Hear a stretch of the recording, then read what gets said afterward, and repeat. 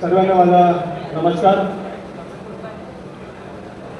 एनटीपीसीचा प्रकल्प हा 2008 मध्ये आपल्या या तालुक्यामध्ये आला, आपल्या जिल्ह्यामध्ये आला आणि 2008 पासून मी माझं गाव सुद्धा कुंभारीच आहे. माझी सुद्धा एनटीपीसी मध्ये शेती केलेली आहे आणि 2008 मध्ये मी जिल्हा परिषदचा सदस्य होतो. त्यावेळेस शेतकऱ्यांना योग्य भाव भेटावा, त्यांची जी शेती जात आहे त्या शेतीला चांगला भाव भेटावा याच्यासाठी मी प्रयत्न केले आणि महाराष्ट्रात कुठं नव्हे एवढा 10 लाख रुपये एकरी भाव एनटीपीसीने त्यावेळी शेतकऱ्यांना दिला. हे सर्व शक्य झालं शेतकऱ्यांच्या एकतेमुळे आणि आपल्या संघर्षामुळे हे गोष्टी शक्य होऊ शकल्या. अनेक लोकांना अनेक एनटीपीसीचे प्रकल्प झाले. सोलापूरचा एनटीपीसीचा प्रकल्प आणि मौजाचा एनटीपीसीचा प्रकल्प जवळपास एकाच वेळेस सुरू झाल्यासारखे झाले. परंतु या मौजाच्या एनटीपीसीमध्ये मी प्रकल्पग्रस्तांना परमानंट नोकरी भेटावी याच्यासाठी अनेकदा आंदोलन केले. या ठिकाणी अनेक नेत्यांना आणलं, भरतीकडून साहेबांना सुद्धा आणलं, अनेक नेत्यांना मी या ठिकाणी आणलं आणि प्रकल्पग्रस्तांची लढाई मी लढली आणि सोलापूरला एकही माणूस त्यांनी परमानंट केला नाही. परंतु मौजाच्या एनटीपीसीमध्ये 100 लोक परमानंट झाले. ते सगळं आपल्या आंदोलन. अनेक काही लोक त्यावेळेस त्यांनी आपल्याला 150 लोक घेण्याचं कबूल केलं होतं, परंतु अजूनपर्यंत फक्त 102 लोक घेतले, बाकी अधिक लोक घेण्याची बाकी आहे. आणि मी ठरवलं काय एनटीपीसीचे जे अधिकारी आहे, एक्झिक्युटिव्ह लोक आहेत, त्या लोकांना किती मोठी सुविधा भेटतात. लाखो रुपये पगार, लाखो रुपयाचा बोनस. त्यांच्या परिवारातल्या कोणत्याही माणसाला काही बिमारी झाली, काही आजार झाले तर त्याला मात्र एनटीपीसी मार्फत सर्व कुटुंबाला फॅसिलिटी दिल्या जाते. त्यांच्या बायकोला नागपूरला जायचं असेल तर एनटीपीसीची गाडी भेटते. त्यांच्या मुलांना भवन्समध्ये चांगल्या पद्धतीचं शिक्षण भेटतं. त्यांच्या मुलांना नागपूरला DPS मध्ये जायचं असेल तर त्यांना एनटीपीसीची गाडी भेटते. एनटीपीसीच्या गाडीने त्यांच्या मुलांना शाळेमध्ये पोहोचवण्याचं काम एनटीपीसी मार्फत होतं. त्यांना 5 स्टार सारखं कॉलनीमध्ये राहायला भेटतं. स्विमिंग टँक, पिक्चर पाहायची सोय, क्रीडा खेळण्याची सोय, बॅडमिंटनची सोय, सगळ्या सोयी त्यांना एनटीपीसी प्रशासनानं उपलब्ध करून दिलेल्या आहे. त्या अर्थानं बघितलं तर आपण ज्या पद्धतीने एनटीपीसीचे अधिकारी लोक काम करतात त्यांच्यापेक्षा जास्त घाम गाळायचं काम कोणी जर करत असेल तर तुम्ही करा. पण कोणाला फायदा द्यायचा असेल तर अधिकाऱ्यांना जास्त फायदा, तुमच्या रक्ताचं पाणी, तुमच्या रक्ताचं घाम काढण्याचं काम एनटीपीसी प्रशासन करतं. आणि म्हणून मी ठरवलं काहीतरी आपण एखादी मुवमेंट चालू करायची, चळवळ चालू करायची. म्हणून काही लोकांसोबत चर्चा केली. आज मी कसं होतं बरं, एखाद्या डिपार्टमेंटच्या माणसावर अन्याय झाला तर त्याच डिपार्टमेंटचे लोक आंदोलन करत होते छोटं मोठं आणि त्यांनाही सुद्धा ते तुमचे जे EIC वगैरे धमकावत होते त्यांना सुद्धा आंदोलन मागे घ्यायला लावलं. परंतु आपण जर सर्व विभागाचे लोक एकत्र आलो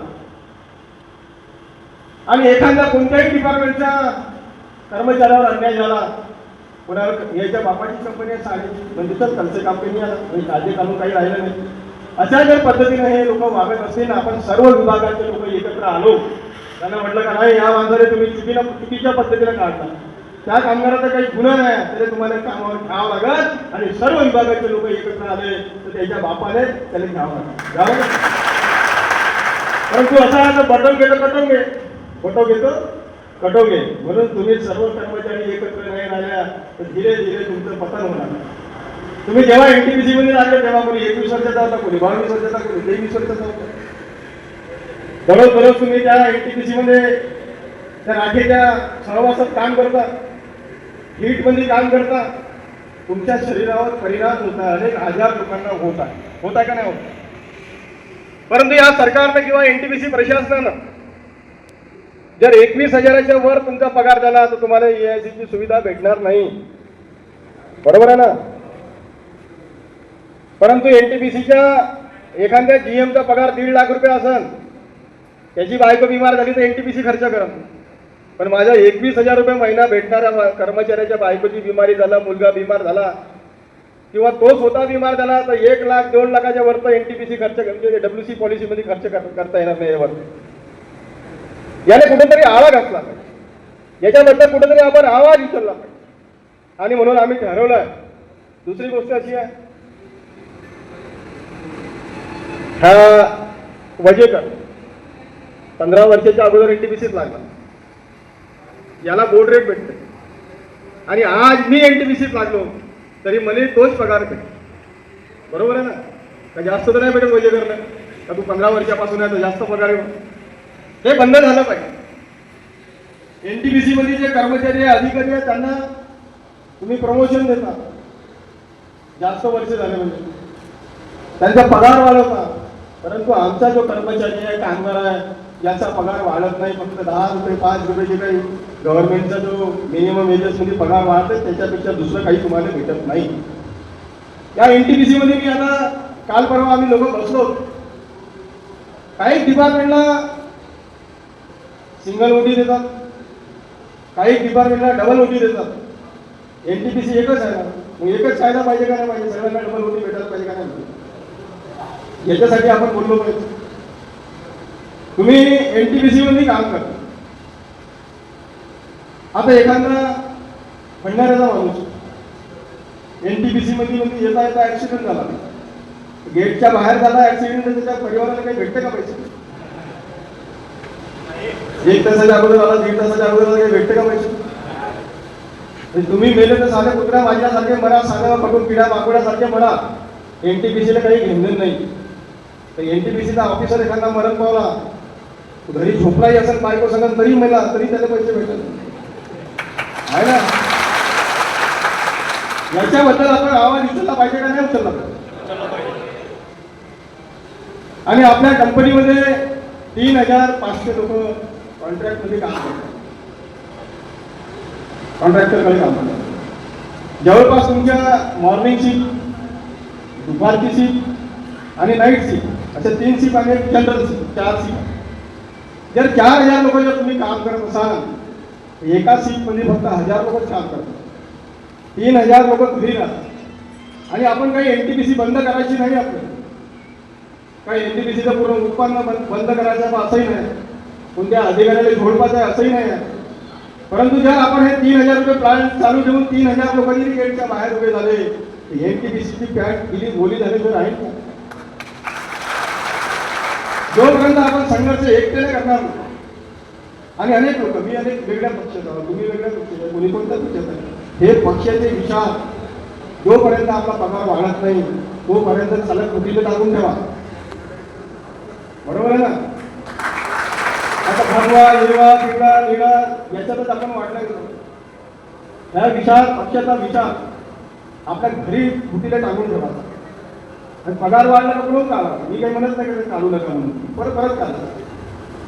मी काँग्रेसचा माणूस होतो, पण माझी बायको बिमार झाली, मुलगा बिमार झाला, किराणा आणला, काँग्रेसमध्ये पैसे देते का? देते का पैसे? भले माझ्या घरी चालवायचं आहे ना, म्हणजे माझ्या मुलाची शाळेची फी भरायला काँग्रेस पक्ष पैसे देत नाही, किंवा तुमचाही पक्ष कोणत्या पक्षाची विचार करताना कोणी पक्ष तुम्हाला देत नाही. आपलं घर, आपला परिवार आपल्याला चालवायचं. जोपर्यंत आपण हे पक्षामध्ये झेंड्यामध्ये वाढले राहून तोपर्यंत आपली एकता येणार नाही, तोपर्यंत आपल्या मागण्या पूर्ण होणार नाही. म्हणून याला खूप वेळ झाला, वट सावित्री आहे, तुमच्या बायकाही घरी वाट पाहून राहिला, हो गेला ना. म्हणून मी जास्त बोलत नाही. आपले 4-5 मागण्या आपण ठेवलेल्या आहेत. मागण्या एकदा तुम्हाला सांगतो, जो माणूस 10 वर्षापासून 15 वर्षापासून काम करत आहे त्या माणसाची तुम्ही प्रत्येक वर्षी 1200 रुपयाची वाढ करा असं म्हणणं आहे. म्हणजे 10 वर्ष जर एखाद्या माणसाने झाले तर त्याच्या 12,000 रुपयाची मागणी करतो. 12,000 मागितलं तर 12,000 भेटत असे नाही का? 12,000 रुपये माणसाची प्रत्येक वाढ झाली पाहिजे. आणि मी हे करून दाखवलं. हे रिलायन्स मध्ये 10-10, 15-15 वर्षापासून लोक काम करत होते, कधीही जीवनात त्यांचा पगार वाढला नाही. त्यांनी मला लिखित दिलं वजेकरजी का आमच्या कमिशनरकडे, सर्व अधिकाऱ्याकडे चर्चा करण्याचा अधिकार आम्ही देवेंद्र फडणवीसांना देतो. आम्ही त्यांच्याकडे तक्रार केली कमिशनरकडे कमिशनरकडे आम्ही त्यांना 600-700 रुपयाची आम्ही मागणी केली होती. तर 250 रुपये त्यांचे वाढ, 250 रुपये वाढ, 250 रुपये वाढले. किती वाढले? 10 वर्ष काम करणाऱ्या माणसाचे 2,500 रुपये वाढले, महिन्याचे 2,500 रुपये. त्यांना झोन 3चा पगार दिला.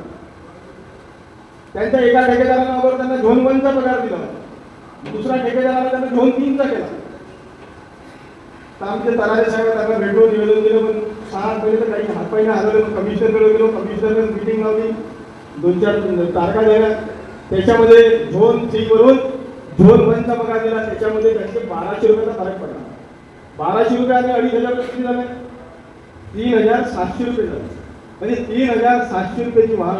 रिलायन्सच्या बाकीची जे कंपनी आहे, रिलायन्स 4G वगैरे, वेअरहाऊस वगैरे, या ठिकाणी आपण 3,700 रुपयाची मासिक वाढ केली आहे आणि चांगल्या प्रकारचं काम त्या ठिकाणी सुरू आहे. दुसरं असं, WC पॉलिसीमध्ये मेडिकलचे क्लेम आहे सिंगल पर्सन जो काम करते त्याच्यासाठी WC पॉलिसीमध्ये हेल्थचं ह्या.